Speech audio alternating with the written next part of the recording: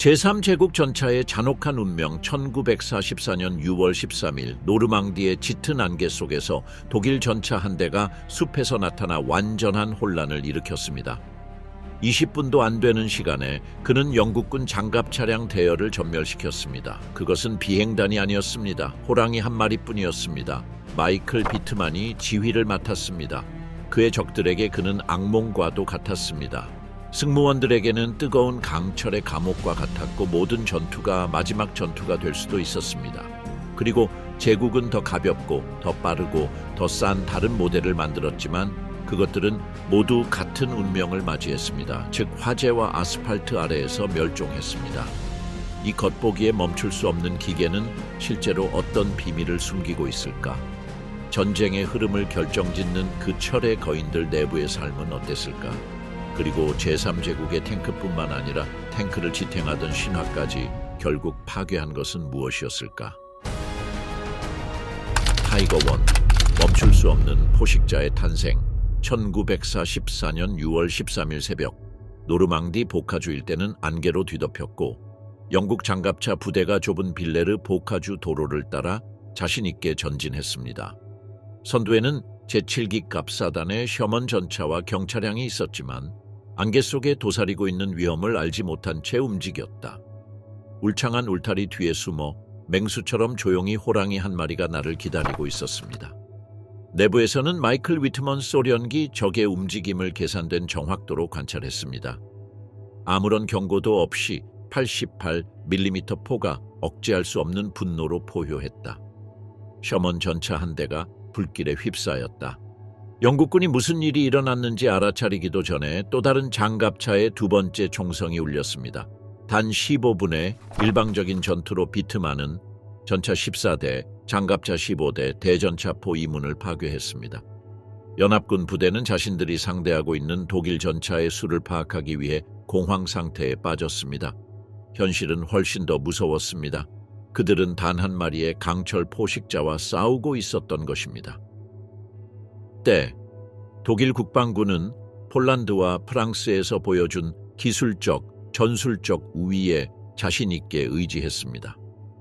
그들의 기갑사단은 마치 버터를 자르는 칼처럼 러시아 평원을 가로질러 소련의 기계화 부대를 손쉽게 무너뜨렸습니다.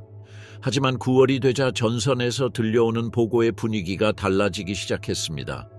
뭔가 불안한 일이 일어나고 있었습니다. 요새처럼 장갑이 두껍고 새로운 소련 전차가 등장했습니다. 공기역학적인 외관과 경사장갑을 갖춘 T-34와 독일군의 공격에도 무적해 보이는 괴물 같은 키브-원이가 등장했습니다. 판처 3호와 4호의 포탄은 새로운 위협에 무사히 튕겨나갔고 소련군의 포는 독일군의 장갑을 뚫었습니다. 히틀러는 이러한 보고에 격노하여 전장에 존재하는 어떤 전차보다 성능이 뛰어난 새로운 중전차를 긴급히 개발하도록 명령했습니다. 그것은 뚫을 수 없는 갑옷, 파괴적인 화력, 그리고 즉각적인 심리적 충격을 갖추는 것이었습니다. 결과는 판저 캠프 파겐 6 타이거 아우스프가 될 것입니다. 이 기갑 전력의 균형을 바꾸는 기계, 타이거 1은 원래 설계된 곳인 러시아 대초원이 아닌 북아프리카의 모래사장에서 실전 대비를 했습니다. 1943년 1월, 아프리카 군단은 대륙에서 연합군을 몰아내려는 연합군의 공세를 견제하기 위해 이 새로운 거상 몇 대를 받았습니다. 첫 번째 조우는 연합군에게 무서운 현실을 보여주었습니다.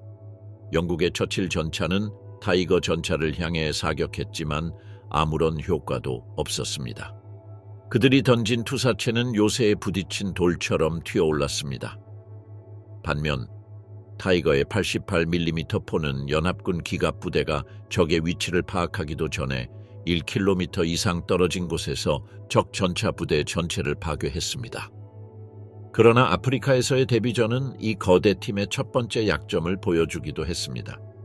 극심한 열기로 인해 엔진이 계속 고장났고 사슬은 모래에 걸렸으며 엄청난 무게로 인해 깨지기 쉬운 다리와 사막도로가 파괴되었습니다. 이론상으로는 완벽한 탱크였지만 현실 세계에서는 한계가 드러나기 시작했습니다. 메제즈 엘파브 근처에서 연합군의 공세 중에 타이거 131은 영국군의 6파운드 포탄에 맞았습니다. 모든 역경에도 불구하고 갑옷은 견뎌냈지만 금속 파편이 포탑의 회전 장치를 막았습니다. 지휘관이 부상을 입고 전차의 조준도 불가능해지자 승무원들은 전차를 버렸다. 타이거 131은 온전한 채로 노획되었으며 이는 연합군 군사정보부에 매우 귀중한 선물이 되었습니다. 영국으로 운반된 이 표본은 세심한 연구의 대상이 되었고 오늘날에는 보빙턴 전차 박물관에 보존되어 있는 전 세계에서 유일하게 작동 가능한 타이거 1로 남아 있습니다. 타이거에는 지휘관, 포수, 장전수, 운전수, 무선통신수 등 5명의 승무원이 탑승했습니다. 다른 독일 전차보다 생활 공간이 넓었지만 그 강철 상자 안의 환경은 잔혹하고 비인도적이었습니다. 더위는 숨 막힐 정도였고 특히 여름이나 장기간의 전투 중에는 더욱 그랬다. 온도가 섭씨 50도를 넘을 수도 있고 그러면 객실이 금속 오븐으로 변할 수도 있습니다. 귀가 터질 듯한 엔진 소음, 외부 충격, 대포의 울림으로 인해 많은 승무원이 영구적인 청력 손상을 입었습니다. 연소, 가스, 땀, 화약으로 오염된 공기는 독성이 강하고 폐쇄적인 분위기를 조성했습니다. 시야가 제한되어 있었기 때문에 사령관은 승무원 전체의 눈길을 끌었습니다.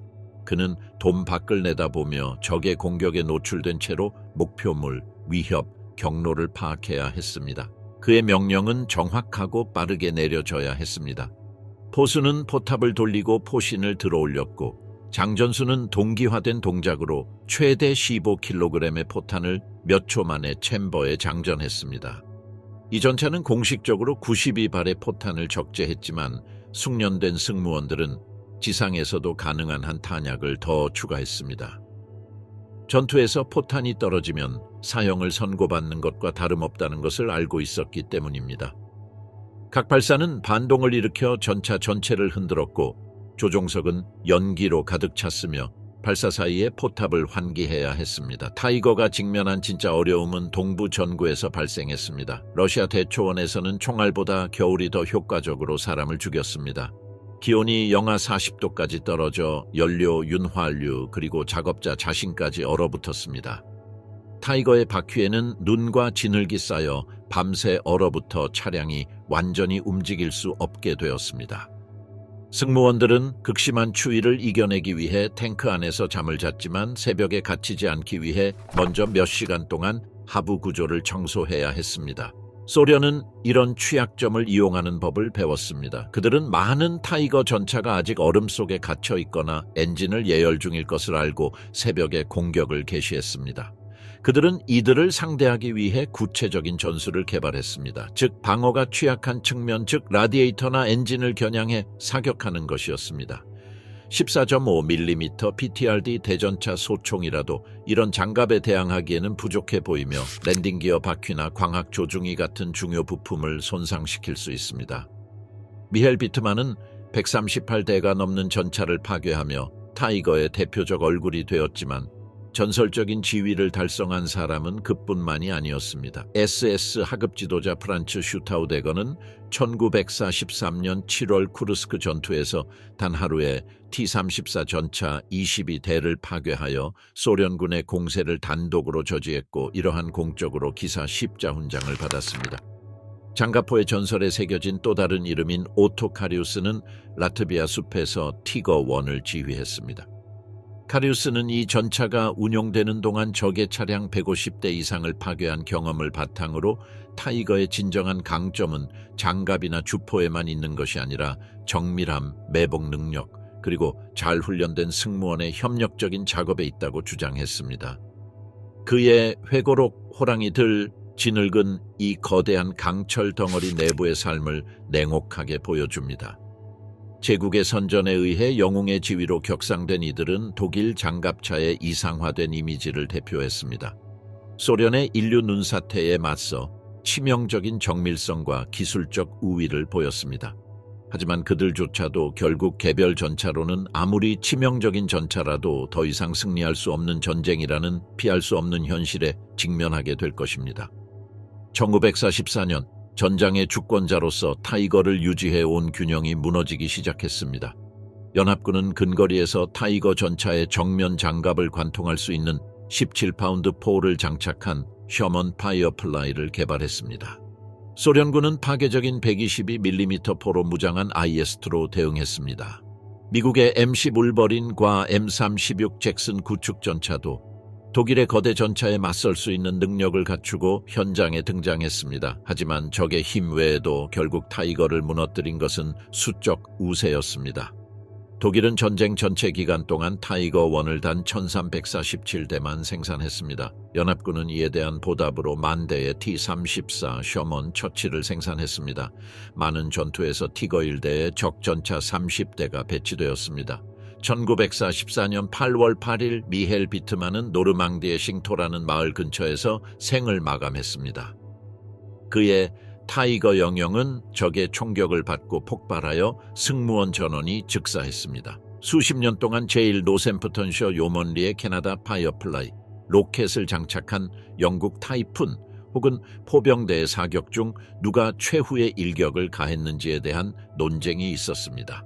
하지만 사형 집행인의 신원은 중요하지 않습니다. 중요한 점은 비트만의 죽음이 상징적으로 무적의 호랑이 신화의 종말을 의미한다는 것입니다. 판처4, 제국을 지탱한 거상. 1939년 9월 1일 새벽 독일 전차 부대가 국경을 넘으면서 폴란드 하늘이 밝아졌고 이로써 제2차 세계대전이 시작되었습니다. 그 중에는 직사각형 모양과 짧은 75mm 대포를 장착한 전진 차량인 판저 아이프 아우스프가 있었습니다. 초기 임무는 다른 전차와 교전하는 것이 아니라 요새를 파괴하고 보병을 지원하며 정격전의 나머지 부분을 위한 길을 여는 것이었습니다. 다른 장갑 차량과의 전투를 위해 특별히 설계된 민첩한 판제3과는 달리 판제4는 지원 전차로 탄생했습니다.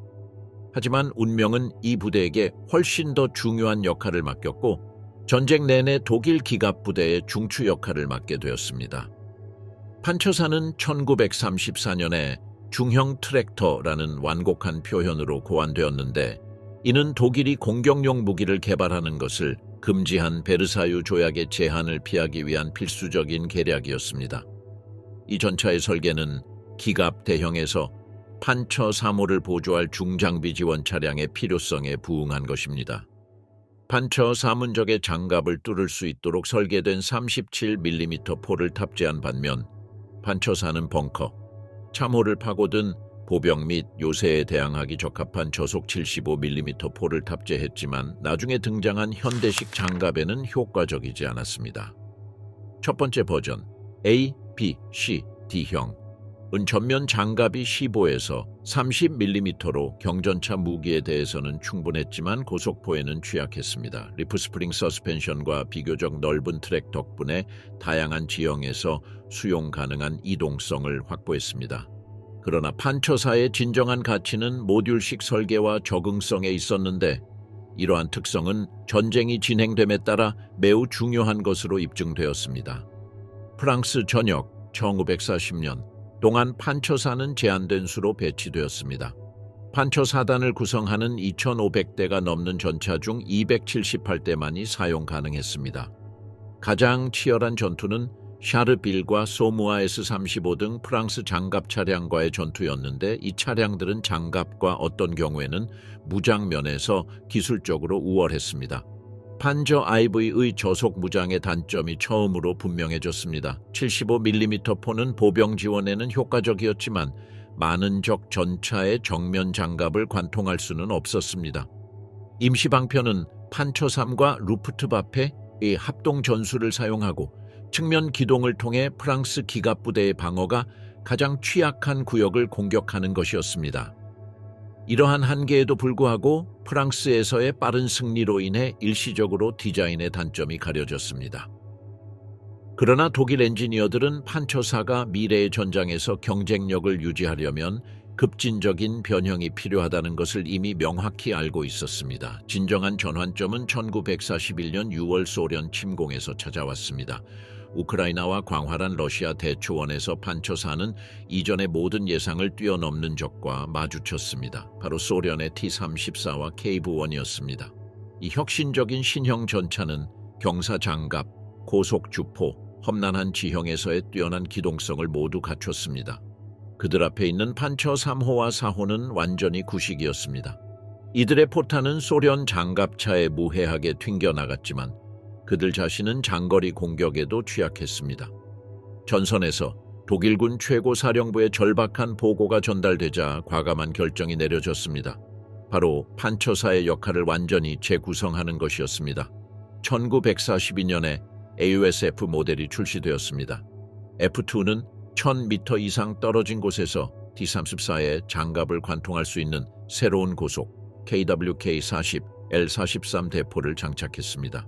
이 근본적인 변형으로 판저 IV는 지원 탱크에서 새로운 주력 탱크 주요로 바뀌었습니다. 전투 독일군의 전차는 전쟁이 끝날 때까지 그 역할을 유지했습니다. 판저 4 시리즈 모델 G, H, J는 디자인의 진화적 정점을 나타냅니다. AUSF G 1942년 43는 추가판을 사용하여 전면 장갑을 최대 80mm까지 개량하고 개선된 바이저를 통합했으며 초기 바주카의 대전차 소총과 성형 작약에 대한 추가 보호 기능을 제공하는 특징적인 측면 스커트 슈트를 추가했습니다. AUSF-H 1943년 44는 리베스로 고정된 장갑의 일부를 용접판으로 교체하여 탄도 보호력을 높여 무게를 약 25톤으로 늘렸습니다. L/48 버전에서는 마침내 배럴이 안정화되어 중거리 전투에 적합하게 되었습니다. AUSF-J 1944년에서 45는 전쟁의 마지막 몇 달 동안의 절박함을 반영했습니다. 자원 부족으로 인해 설계가 단순화되었고 전기식 포탑 회전 시스템이 제거되었으며 현재는 수동으로 작동, 생산 속도를 높이기 위해 필수적이지 않은 구성 요소가 감소했습니다. 이러한 계속적인 개량을 거쳐 판처사는 제3제국에서 가장 많이 생산된 전차가 되었으며 모든 변형 모델이 합쳐서 8,500대 이상이 생산되었습니다. 동부 전선에서 피가 마르는 동안 판처사는 북아프리카로 파견되어 혹독한 리비아와 튀니지 사막에서 영국군과 맞서 싸웠습니다. 그곳에서 기후는 그들에게 최악의 적이 되었습니다. 극심한 열기가 대포를 뒤틀게 했고 모래가 모든 메커니즘을 뚫고 들어왔으며 공기 필터가 막혔고 포탑이 걸렸습니다. 탱크 내부의 온도는 종종 섭씨 50도를 넘었습니다. 금속 표면은 만지면 타버렸고 승무원들은 탄약과 장비 그리고 5명의 남자들의 땀에 둘러싸인 좁은 공간에서 몇 시간씩 뜨거운 시간을 보냈습니다. 질병, 탈수, 피로로 인해 적의 공격만큼이나 많은 사상자가 발생했습니다. 그러나 가잘, 라나 카세린 고개와 같은 중요한 전투에서는 판처사가 M3 리와 초기 미국 셔먼보다 전술적 우월성을 입증했습니다. 75mm의 긴 대포는 먼 거리에서도 치명적이었고 독일군은 교전 조건을 결정할 수 있었습니다. 어느 영국군 사령관은 이렇게 말한 적이 있다. 수평선에 적의 모습이 보이면 우리는 전차를 잃을 거라는 걸 알았다. 동부에서는 판처사가 독일 기갑 부대의 주력이었다. 타이거나 펜서와는 달리 비교적 간단한 기계장치 덕분에 야전에서 긴급 수리가 가능했습니다. 많은 부대가 개조된 부품과 즉석 개조를 통해 몇 주 동안 작전을 수행할 수 있었습니다. 하르키우 쿠르스크 나르바에서 벌어진 격렬한 전투 동안 판처사는 소련군의 막을 수 없는 맹공에 맞서는 방어진의 핵심을 형성했습니다. 1943년 7월 쿠르스크 전투에서 그들은 역사상 가장 큰 기갑 전투에서 수만 대의 소련 전차와 맞섰습니다. 이 거인들의 충돌은 모든 땅이 시체와 연기 나는 금속 사체로 뒤덮인 곳에서 이루어졌습니다. 1944년 6월 연합군이 노르망디 해변에 상륙했을 때 판처사는 여전히 서부 판처사단에서 가장 흔한 장갑 차량이었습니다. 그들의 새로운 주요 적은 표준형과 17파운드 대포를 장착한 무서운 파이어플라이형 두 가지 버전의 M4 셔먼입니다. 근거리에서 영국의 파이어플라이는 모든 판처사를 손쉽게 파괴할 수 있었습니다. 하지만 탁 트인 지역에서는 독일의 75mm 포가 여전히 치명적인 효과를 발휘했습니다. 칸과 팔레즈 포위전에서 필사적으로 방어하던 중 위장이 잘 된 판처 4호 전차가 연합군 부대를 매복 공격하여 큰 피해를 입혔습니다. 그러나 연합군의 압도적인 공중 유세로 인해 기갑전의 규칙이 근본적으로 바뀌었습니다. 특히 RP-3 로켓을 장착한 영국 타이푼을 비롯한 지상 공격기는 독일 기갑 부대의 악몽이 되었습니다. 독특한 외형과 노르망디 복하주에서의 제한된 기동성을 지닌 판처사는 공중에서 완벽한 표적이 되었습니다. 판처사 승무원의 평균 수명은 사망, 부상 또는 포로가 되기 전까지 불과 2주로 단축되었습니다. 5명의 남자가 전화 부스만한 공간을 공유하며 끊을 수 없는 유대감을 형성하는 강제적인 친밀감을 형성했습니다. 앞 왼쪽에 앉은 운전자는 힘과 정밀함을 동시에 필요로 하는 조향 레버를 사용하여 25톤 차량을 조종했습니다. 오른쪽에는 무선 통신수 기관총수가 통신을 유지하고 MG-34 전방 기관총을 조작했습니다. 포탑에 있는 사수 왼쪽은 주포를 조작하면서 시야를 크게 제한하는 광학 조중이를 통해 조준했습니다. 장전수 오른쪽은 제한된 공간 내에서 수 킬로그램 무게의 투사체를 다루며 사수와 동시에 춤을 추며 발사 속도를 유지했습니다. 돔에 접근할 수 있는 중앙에 위치한 사령관은 전차의 눈 역할을 하며 전체 작전을 지휘했습니다. 위협을 감지하고 목표물을 식별하고 다른 부대와 협력하는 능력이 차량의 생존 가능성을 결정하는 경우가 많았습니다. 충격을 받을 때마다 즉사할 수 있었습니다. 두려움은 변함없었지만 팀원들 사이에 깨지지 않는 유대감도 마찬가지였습니다. 승무원들은 정교한 미신과 전투 전 의례, 그리고 그들만의 언어를 개발했습니다. 각 승무원은 끊임없는 총격 속에서 마치 가족처럼 기능했으며 개인의 생존은 전적으로 집단의 응집력에 달려 있었습니다. 1945년 독일이 모든 전선에서 붕괴되자 판처사는 더 이상 소련의 ES-2, 미국의 M-20식 퍼싱, 심지어 개량형 셔먼 파이어플라이와도 기술적으로 경쟁할 수 없게 되었다. 연료나 예비 부품이 없었기 때문에 많은 부대는 탱크를 이동식 벙커로 사용하여 고정된 방어 위치에서 잔해 사이에 숨어 있었습니다. EOSF 버전 마지막으로 생산된 J는 제국의 절박함을 여실히 반영한 것이었습니다. 전기식 포탑 회전 시스템이 없고 전투실 내부에 연료 탱크가 설치되어 있어 대형 화재 위험이 커졌으며 고무 부족으로 바퀴는 전부 금속으로 만들어졌습니다. 기계적 고장률은 엄청나게 증가했지만 더 이상 문제가 되지 않았습니다. 많은 탱크가 사소한 고장으로 인해 버려졌는데 이전 몇 년이었다면 몇 시간 만에 수리되었을 것입니다. 연료 부족은 많은 판처의 최후의 형벌이 되었습니다. 각 부대는 잔혹한 우선순위를 정해야 했습니다. 어떤 탱크를 구해야 할지, 어떤 탱크를 버려야 할지, 누구를 파괴해야 할지 말입니다. 전차가 움직일 수 없을 때는 보통 전차 승무원이 즉석 폭발물을 사용하거나 사격을 하거나 심지어는 포신을 열어놓고 주포를 발사하여 전차의 메커니즘을 파괴했습니다. 8,500대 이상 생산된 판저 IV는 제3제국에서 가장 널리 사용된 전차였으며 1936년부터 1445년까지 지속적으로 생산된 유일한 전차였습니다.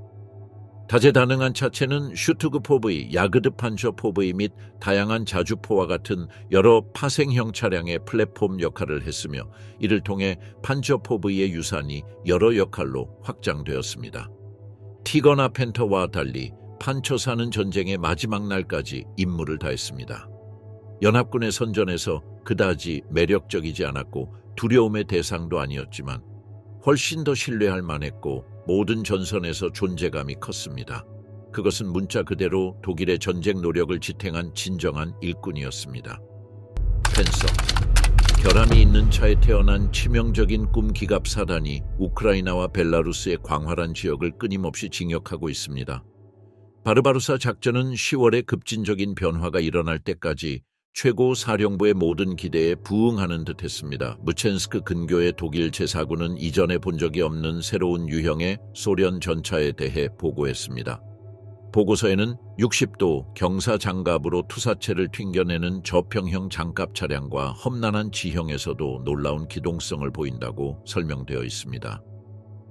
T-34는 몇 주 만에 혁신적인 전차로 독일의 기갑전에 대한 인식을 완전히 바꾸어 놓았습니다. 판처 3과 4는 이 위협에 직면하여 갑자기 쓸모없게 되었습니다. 이들의 총은 소련의 장갑을 관통할 수 없었고 수직판 디자인은 치명적으로 시대에 뒤떨어진 것으로 드러났습니다. 아돌프 히틀러는 이러한 보고에 크게 놀라 소련의 모든 위협을 극복할 수 있는 새로운 전차를 긴급히 개발하도록 명령했습니다. 이 차량은 단일 플랫폼에서 기동성, 장갑, 화력을 모두 겸비해야 합니다. 이렇게 하여 판서캄프와겐 B라는 공식 명칭이 붙은 판터라는 개념이 탄생했습니다. 펜터의 개발은 전례 없는 속도로 진행되고 있습니다. 독일 엔지니어들은 이전 모델에 의존하는 대신 야심찬 사양을 갖춘 완전히 새로운 플랫폼을 만들어냈습니다. 전면에 최대 80mm의 경사 장갑을 갖춘 45톤 전차, 비교적 낮은 실루엣, 그리고 타이거의 전설적인 88mm보다 화력이 더 좋은 주포를 장착했습니다. 선정된 무기는 75mm KWK-42 L70으로 매우 빠른 속도 935m/s 이상을 자랑하며 장갑 관통탄을 사용하면 1000m 떨어진 곳에서 150mm 두께의 장갑을 관통할 수 있습니다.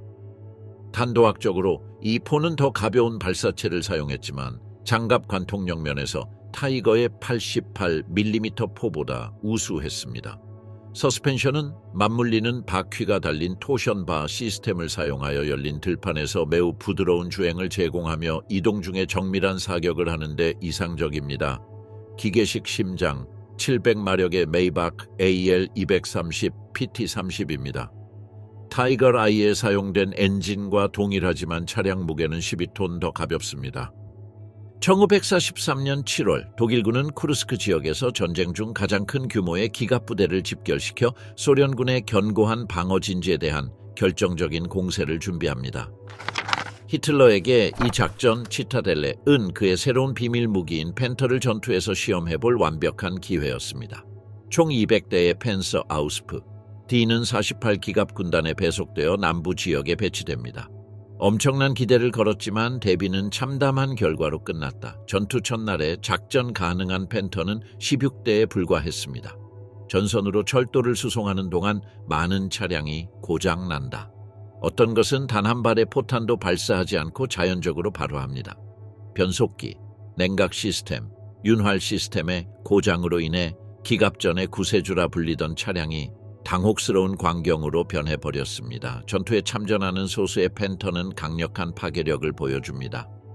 정면 결투에서 그들은 T-34를 놀라울 정도로 쉽게 섬멸하여 그들의 대포의 치명성을 확인했습니다. 하지만 피해는 이미 발생했습니다. 적의 행동이 아니라 내부 실패로 인해 무적함에 대한 평판이 훼손되었습니다. 작전이 끝날 무렵 200대 이상의 펜터가 작전 불능이 되었고 이 중 약 130대는 순전히 기계적 고장으로 인해 작전 불능이 되었습니다.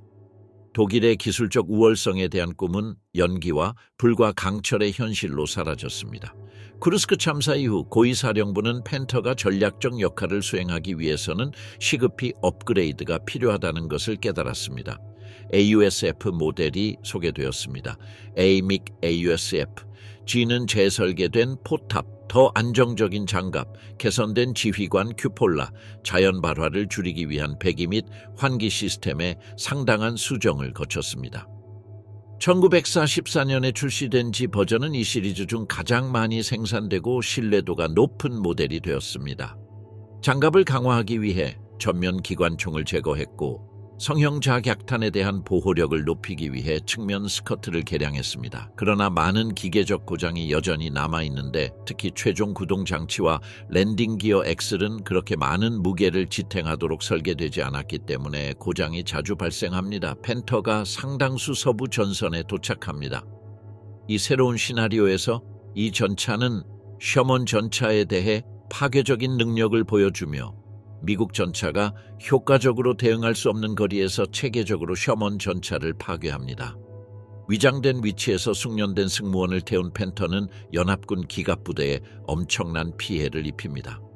비교적 낮은 실루엣, 뛰어난 자이스 광학장치, 파괴적인 L-70 캐논은 이 전투기를 열린 지역에서 무서운 포식자로 만들어줍니다. 최적의 교전거리는 1500에서 2000m로 대부분 연합군 무기의 유효 사거리를 훌쩍 넘어섭니다. 하지만 노르만족의 지형은 팬터에게는 결코 이상적이지 않았습니다. 높은 울타리, 돌담, 좁은 길로 이루어진 미로인 복화주는 많은 장점을 무효화합니다. 이런 환경에서 팬터의 긴 총씨는 좁은 공간에서의 기동성을 심각하게 제한합니다. 좁은 골목길에서 포탑을 회전시키는 데는 엄청난 시간이 소모되며 측면 장갑은 40에서 45mm에 불과해 약점을 악용하는 바주카 공격, PIAT, 셔먼 파이어플라이, 매복 공격에 취약합니다. 장갑 관통 로켓으로 무장한 타이푼과 썬더볼트 전폭기가 공중에서 수십 대의 펜서를 파괴합니다.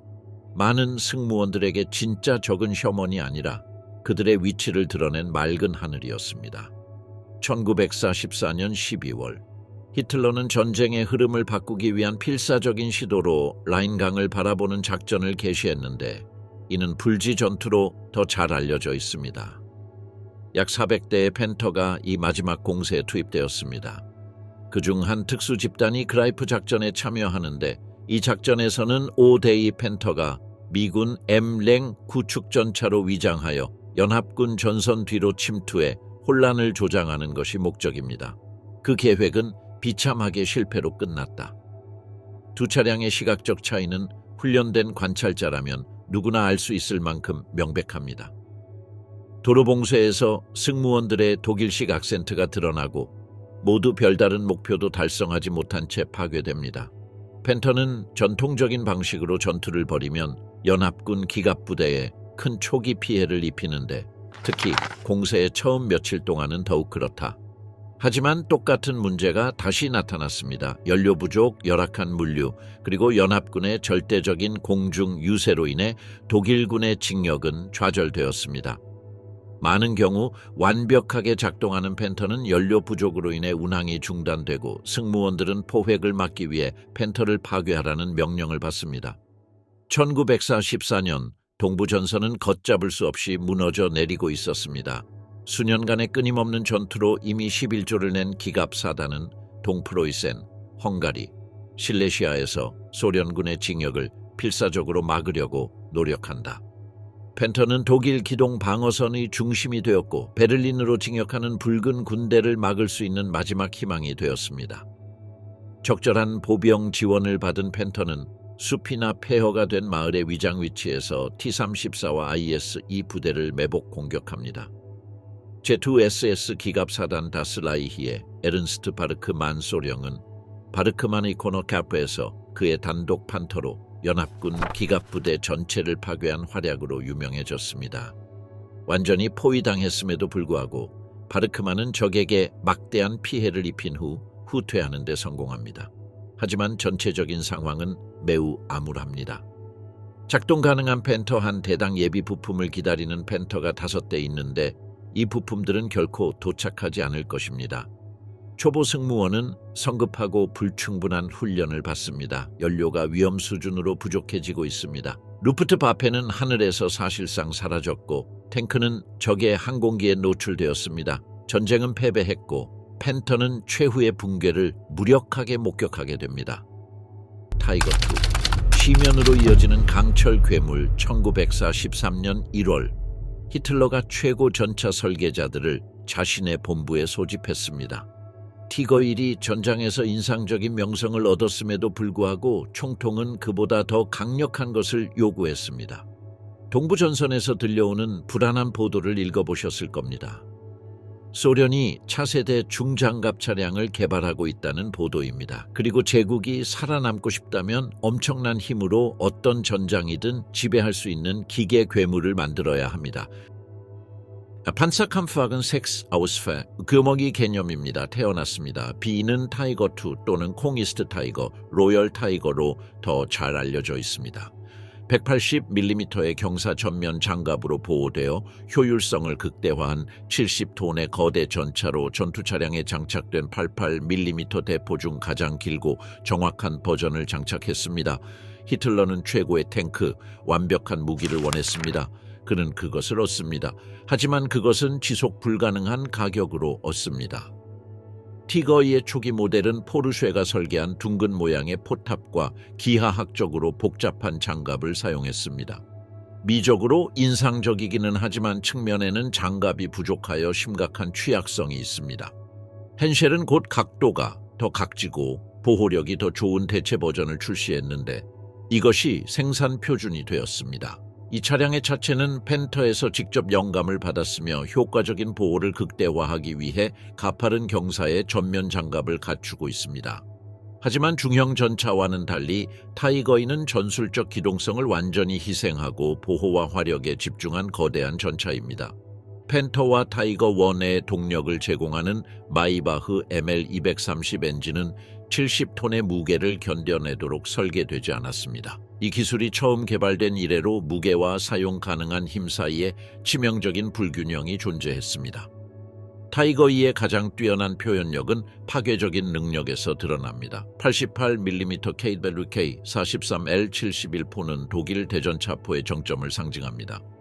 2km 떨어진 곳에서 200mm 장갑을 관통할 수 있어 교전거리에 관계없이 모든 아군 전차를 취약한 표적으로 만듭니다. 통제된 사격 훈련에서 이 전차의 사수들은 3000m가 넘는 거리에서 움직이는 표적을 정확하게 명중시켰는데 이는 당시 다른 어떤 전차에서도 상상도 할 수 없는 일이었습니다. 이론상으로는 연합군 장갑 차량은 생존의 희망을 품고 정면으로 맞설 수 없습니다. 셔먼과 T-34는 단 한 번의 직접 타격으로 파괴되었습니다. 셔먼 파이어플라이의 17파운드 포, M36 잭슨의 90mm 포, 소련 IS-2의 122mm 포와 같은 특수 중화기만이 적의 덜 보호된 측면을 공격할 수 있다면 피해를 줄 수 있을 것입니다. 근본적인 문제는 타이거2가 민첩하게 기동하고 빠르게 후퇴하고 발사 후 재배치하는 데 심각한 어려움이 있다는 것입니다. 지형이 가파른 경사지나 습지대일 경우 거상이 갇히는 경우가 많습니다. 그의 상대는 더 가볍고 민첩하며 부상당한 곰을 둘러싼 늑대 무리처럼 그를 사냥하는 법을 익혔습니다. 즉 그를 측면 공격하고 주의를 분산시키고 그의 취약한 지점을 공격하는 것입니다. 1914년 7월 연합군의 침공으로 프랑스가 불타고 있다. 노르망디 상륙작전으로 서유럽의 2차 전선이 형성되었고 반처사단은 필사적으로 영국, 미국 연합군의 물결을 막으려고 노력하고 있습니다. 저백삼 중전차대대는 최초의 티거2를 수령하여 칸 근처에 배치했습니다. 심리적 영향은 즉각적이고 심오합니다. 첫 번째 교전에서 타이거2는 1500m가 넘는 거리에서 수십 대의 연합군 전차를 파괴했는데 이는 적의 대응 범위를 완전히 벗어난 수준이었습니다. 영국 승무원들은 처음에는 이 전투기를 타이거 1호로 착각했지만 긴 포신과 독특한 포탑 모양을 눈여겨보았다. 1944년 8월 501대대의 티거2는 리비우 산도미에시 공세에서 처음으로 소련 군과 맞섰습니다. 열린 지형에서는 그 결과가 파괴적입니다. 소련 ES-2의 강력한 122mm 포는 1000m 이내 거리에서는 티거2의 정면 장갑을 관통할 수 없지만 독일 전차는 거의 마음대로 적의 장갑 차량을 파괴할 수 있습니다. 특히 치열했던 어느 날 단 하나의 타이거 2소대가 치명적인 피해를 입지 않고도 T-34 14대를 파괴했습니다. 기술적 우월성은 의심할 여지가 없어 보인다. 하지만 성공적으로 전진하는 전차가 있는 반면 변속기가 파손되거나 랜딩 기어가 무너져 움직일 수 없는 전차도 있습니다. 원래 45톤 차량용으로 설계된 서스펜션 시스템은 지속적인 응력을 견딜 수 없습니다. 공중에서 끊임없이 폭격을 받는 물류체인은 연료, 탄약, 예비 부품의 흐름을 유지할 수 없습니다. 산도미에르츠가 소련군의 징역에 함락될 무렵 타이거2의 40% 이상이 자체 승무원에 의해 파괴되었거나 전장에서 돌이킬 수 없는 실패를 겪은 후 그냥 버려졌습니다. 1945년 4월 베를린은 붉은 군대에 포위되었다. 타오르는 잔해와 임시 바리케이드 속에서 마지막으로 작동 가능한 타이거, 이 전차가 소련군이 제국의 중심부로 진격하는 것을 막았습니다. 이들은 주요 도로와 중요한 교차로에 전략적으로 위치한 이동 요새로 사용됩니다. 티거2 한 대만으로도 소련 아이스-2 전차 전체를 일시적으로 저지할 수 있어 필사적인 방어에 귀중한 시간을 벌어들일 수 있습니다. 티어가르텐 지구에서 목격자들은 한 대의 티거2가 소련 전차 12대를 파괴한 후 결국 측면 공격을 받아 파괴되었다고 보고했습니다. 또 다른 한 대는 승무원이 연료를 공급하지 않고 버린 뒤 거의 온전한 상태로 포획되었는데, 이는 러시아의 쿠빈카 전차 박물관에 전시될 귀중한 전리품입니다. STUG-3 전쟁을 바꾼 조용한 사냥꾼. 독일 국방군의 전략가들은 근본적인 전술적 문제에 직면했습니다. 미래의 정역전의 중심인 독일 보병은 긴급히 직접적이고 효과적인 기갑 지원이 필요합니다. 독립적으로 작동하는 전통적인 전차는 보병의 지속적인 징역을 보장하기에 충분하지 않습니다.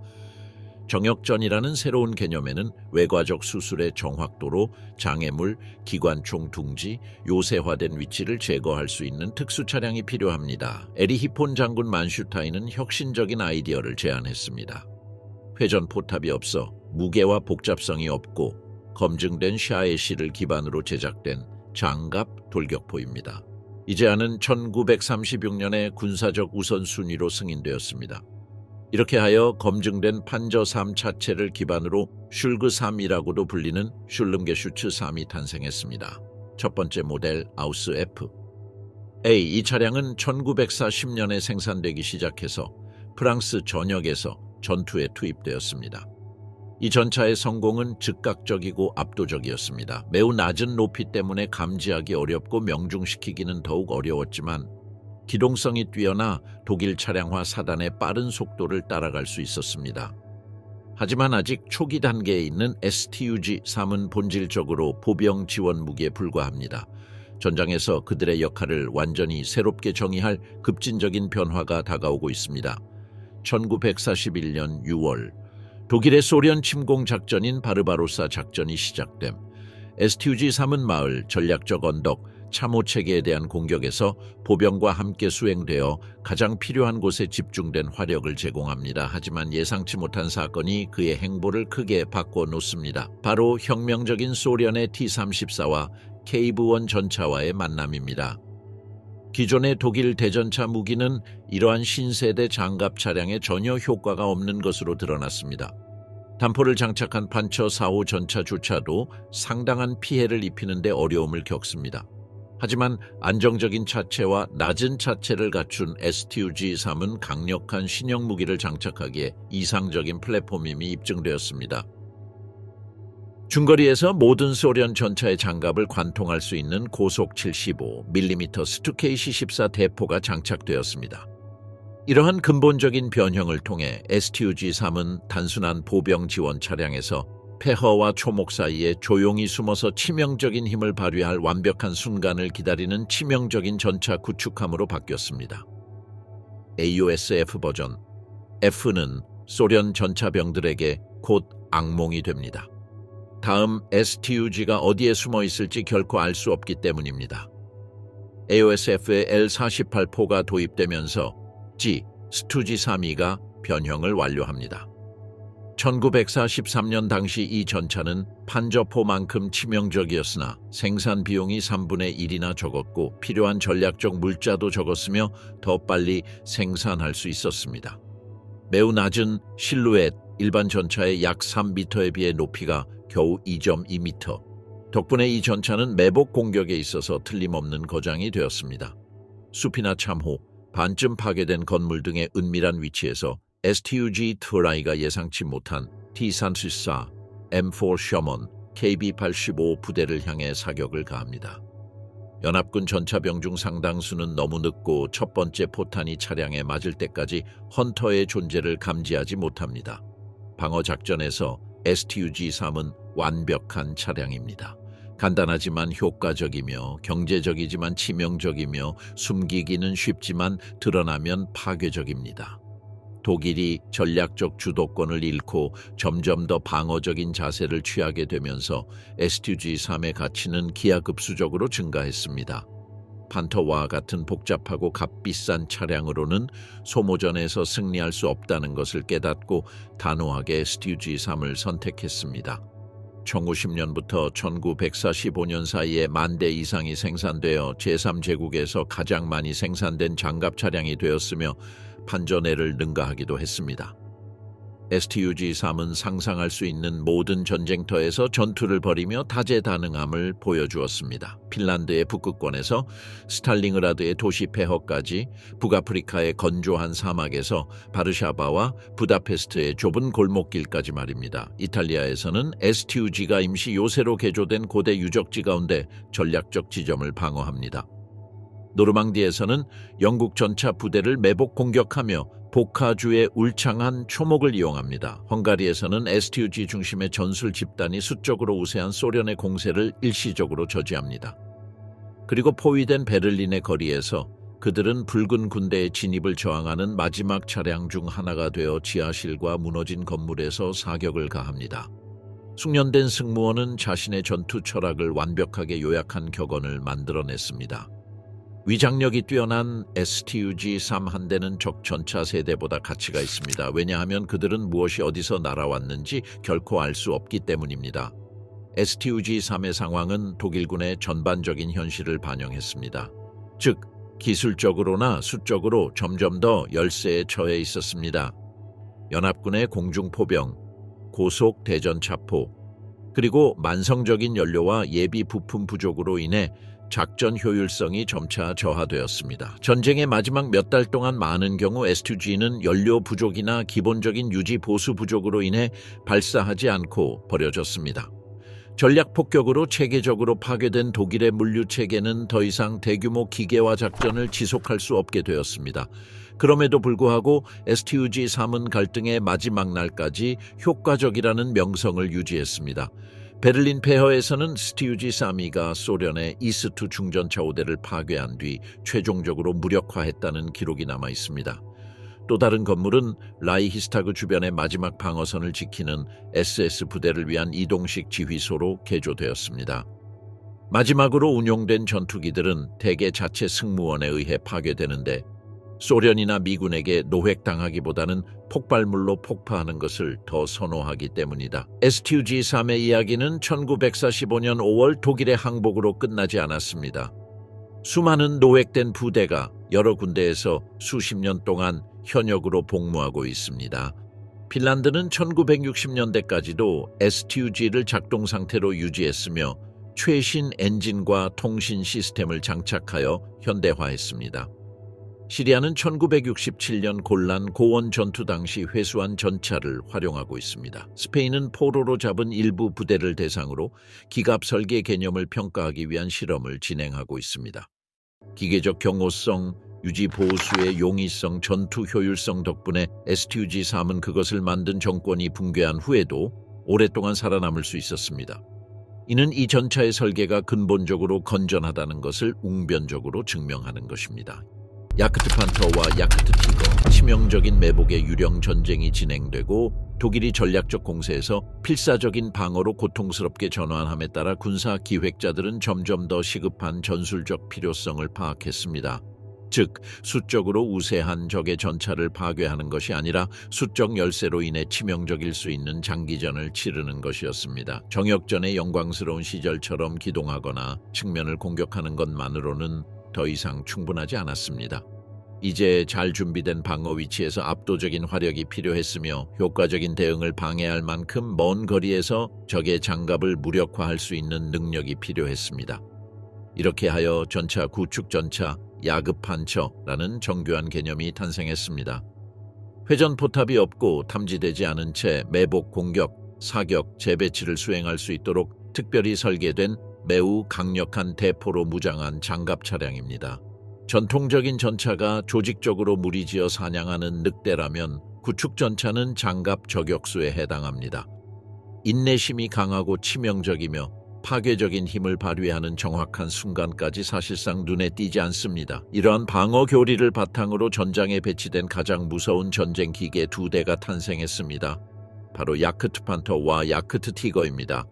작 판터 SDK FZ 1731는 검증된 판더 셰시를 기반으로 개발되었습니다. AUSFG는 이동성과 보호성이 탁월하게 결합된 장점을 활용합니다. 최초의 개념 스케치를 보면 이 차량이 독일 무기고에서 근본적으로 다른 무언가를 나타낸다는 것이 분명합니다. 이 전차의 주요 무장은 제3제국의 가장 효과적인 대전차 포인 88M 파크 43 LH1로 티거2에 장착된 것과 동일합니다. 이 인상적인 대포는 2,500m가 넘는 거리에서 알려진 모든 연합군 기갑 차량을 파괴할 수 있으며 야크트 판터를 극한의 사정거리를 가진 포식자로 변모시킵니다. 기존의 판터와는 달리 야크트 판터는 회전 포탑을 완전히 없앴습니다. 이러한 근본적인 수정을 통해 세 가지 중요한 이점이 있습니다. 감지하기 어려운 상당히 낮은 실루엣, 더 두껍고 더 잘 분산된 전면 장갑, 비용을 절감하고 생산을 용이하게 하는 덜 복잡한 메커니즘입니다. 전면은 55도로 기울어진 두께 100mm의 강철로 이루어져 있어 당시 연합군 무기의 대부분을 사실상 뚫을 수 없는 보호 기능을 제공합니다. 1944년 1월에 생산이 시작되었고 불과 1년 반 만에 약 415대가 생산되었습니다. 다른 장갑 차량과 비교하면 숫자는 적어 보이지만 이 구축 전차는 전례 없는 파괴력의 집중을 보여줍니다. 야크트 판터의 가장 큰 전술적 장점은 기술적 사양뿐만 아니라 작전 성능에도 있습니다. 실제 전투에서는 차량이 불길속으로 모습을 드러내기 전까지는 사실상 눈에 띄지 않습니다. 노르망디 전역 동안 연합군의 정보보고서는 적의 사격 출처를 알아낼 수 없는 상황에서 셔먼 전차의 전체 부대가 체계적으로 전멸당한 경외심과 두려움이 가득한 파괴적인 매복 공격에 대해 묘사하고 있습니다. 야크트 판터가 화력과 전술적 기동성 간의 균형을 완벽하게 구현한 반면 야크트 티거, SDKFC 186던은 구축전차 개념에 대한 최대주의적 접근 방식을 나타냅니다. 거대한 티거 2차체를 기반으로 제작된 야크트 티거는 간단히 말해 2차 세계대전 당시 작전에 투입된 가장 무거운 장갑 전투 차량입니다. 야크트 판터는 1944년 여름 노르망디에서 처음으로 전투에 투입되었습니다. 캉 지역에서는 숲이 우거진 지역에 위장을 철저히 한 부대가 연합군 전차 수십 대를 효과적으로 대응하기도 전에 파괴했습니다. 불지 전투 당시 야크트 판터는 특히 공세 초기 단계에서 파괴적이고 효과적인 매복을 주도했습니다. 개량된 M36 잭슨과 셔먼 파이어플라이는 독일의 중장갑 전차에 대응하기 위해 특별히 설계되었지만 실제 전투에서는 야크트 판터를 상대하는 것이 극히 어렵습니다. 가장 유명한 사건 중 하나는 1944년 12월 생트비트 근처에서 일어났는데 3대의 야크트 판터가 약 20분 만에 연합군 전차 14대를 파괴했지만 큰 타격을 입지는 못했습니다. 마침내 그들이 위치를 알아내고 후퇴할 수밖에 없게 되었을 때 그들은 사상자 없이 완벽한 전술적 질서를 유지하며 후퇴합니다. 반면 야크트 티거는 훨씬 늦게 작전 배치를 시작했습니다. 이 부대는 1945년 1월 서부 전선의 512 중전차 구축대대에서 첫 전투를 치렀습니다. 가장 뛰어난 지휘관이었던 유명한 오토 카리우스, 예전에는 티거1의 에이스였다네는 단 몇 주 만에 야크트 티거로 적의 장갑 차량 20대 이상을 파괴했습니다. 중요한 점은 그의 부대가 적의 직접적인 공격으로 인해 차량을 잃은 것이 아니라 급히 철수하는 동안 심각한 기계적 고장으로 인해 차량을 잃었다는 것입니다. T-34, 나치 제국을 무너뜨린 전차. 1930년대 중반 소련의 군사산업은 잠재적 경쟁자들보다 기술적으로 뒤처졌습니다. T-26과 빠른 BT 등 수천 대의 경전차를 보유하고 있었지만 이러한 차량은 실제 전투에서 심각한 결함을 드러냈습니다. 즉, 장갑이 부족하고 무장이 부족하며 기계적 신뢰성이 의심스러웠습니다. 스페인 내전과 특히 1939년 일본군과 벌인 하링골 전투에서 얻은 경험은 붉은 군대가 긴급히 새로운 기갑 개념이 필요하다는 사실을 뼈저리게 보여주었습니다. 1937년 하르키우 산업공장의 엔지니어 미하일 코시키는 기갑전의 판도를 영원히 바꿀 혁신적인 새로운 디자인을 개발하는 위험한 도전에 나섰습니다. 최초의 결과물은 A-32 프로토타입이었는데 이는 곧 A-34라는 실험 모델로 발전했습니다. A-34는 76.2mm 포를 장착하고 당시의 모든 전통적인 기준을 무시한 경사 장갑으로 보호되었습니다. 이 혁명적인 차량의 공식 명칭은 T-34로 원래 도입 예정 연도 1934년을 기념하여 붙여졌지만 철저한 시험과 개조를 거친 후 1904 10년이 되어서야 대량 생산이 시작되었습니다. T-34를 특별한 창조물로 만든 것은 단일 요소가 아니라 여러 가지 개념적 혁신의 상승 효과적 조합이었습니다.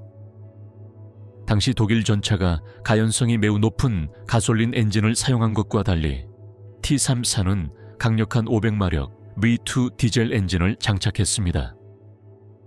이 추진제는 사거리가 더 길었을 뿐만 아니라 적의 총격을 받았을 때 화재가 발생할 가능성이 훨씬 낮아 승무원의 생존 가능성이 높아졌습니다. 1941년 6월 22일 바르바로사 작전이 시작됩니다. 수백만 명의 독일군이 소련 국경을 넘었고 그 중에는 이전에 폴란드, 프랑스, 발칸반도에서 우월성을 입증한 바 있는 수천 대의 판처 3호와 4호 전차도 함께했습니다. 처음 몇 주 동안 독일군의 진격은 전혀 막을 수 없을 것처럼 보였습니다.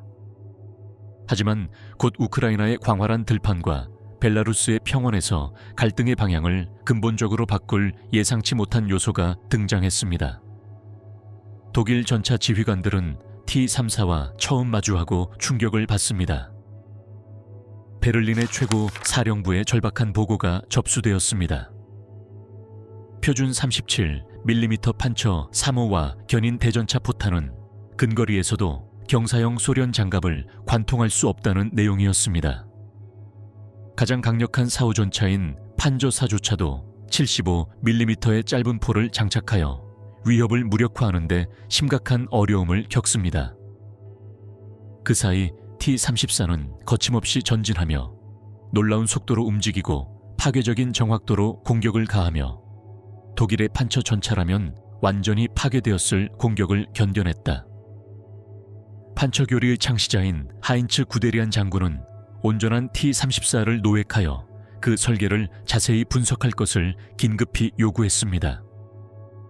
장군 폰일 기갑군 사령관인 클라이스트는 전투에서 이 전차와 맞붙은 후 이를 세계 최고의 전차라고 단호하게 표현했습니다.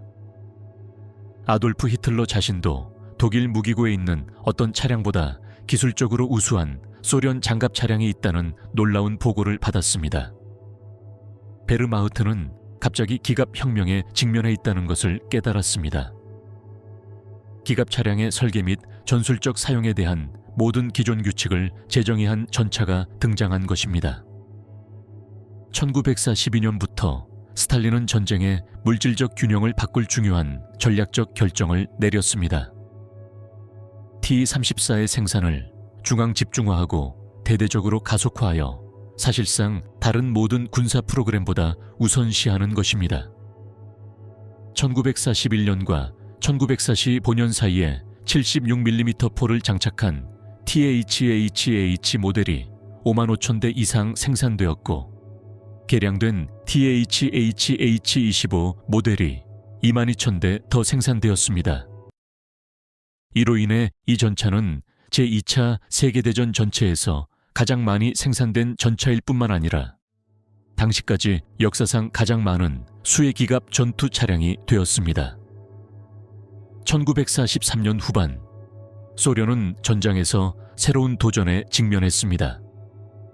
바로 강력한 독일산 티거1과 판터의 등장이었습니다. 이 두 차량은 원래의 T-3에 대응하기 위해 특별히 설계된 기술적으로 진보된 장갑 차량이었습니다. T-34의 표준 76.2mm 포는 더 이상 이러한 새로운 적의 정면 장갑을 효과적으로 관통할 수 없어 걱정스러운 전술적 불리함을 초래했습니다. 소련의 대응은 실용적인 접근 방식을 완벽하게 보여줍니다. 완전히 새로운 전차를 설계하는 대신 수년이 걸리는 과정. 기존의 T-34를 대폭 개량하여 T-3495를 만들었습니다. 이 모델은 대공 시스템에 맞춰 개조된 강력한 85mm GSSS-53 대포, 승무원 3명, 기존 2명을 수용할 수 있는 새롭고 더 넓고 더 넓은 포탑, 그리고 장갑과 내부 시스템에 다양한 개량 사항을 통합했습니다. 1904 13년 7월 T3 사례는 쿠르스크 전투에서 결정적인 순간을 경험했는데 이는 군사 역사상 가장 큰 기갑 전투로 널리 알려져 있습니다. 독일군은 전선에 새로 도착한 수백 대의 티거와 판터 전차로 무장한 최고의 판처 부대를 투입해 시타델 작전을 개시합니다.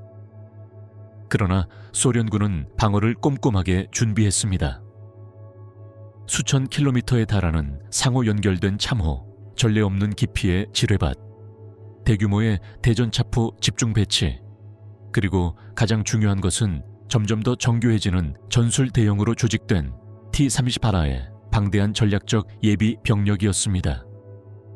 라디오로 조정되고 전술 항공기의 지원을 받는 T-34의 대규모 부대가 선두에 선뒤 이어진 소련의 방역은 제3제국의 팽창주의적 야망의 종말을 분명히 알리는 신호였다. 1944년과 1945년 동안 T-34-95는 베를린을 향한 소련의 막을 수 없는 공세를 이끌었습니다. 그들은 차례로 드네프르강, 비스툴라강, 오데르강을 건넌다. 그들은 바르샤바 해방, 부다페스트와 비엔나 정복에 참여했고 마침내 1945년 4월에는 독일 수도의 동부교회로 진격했습니다.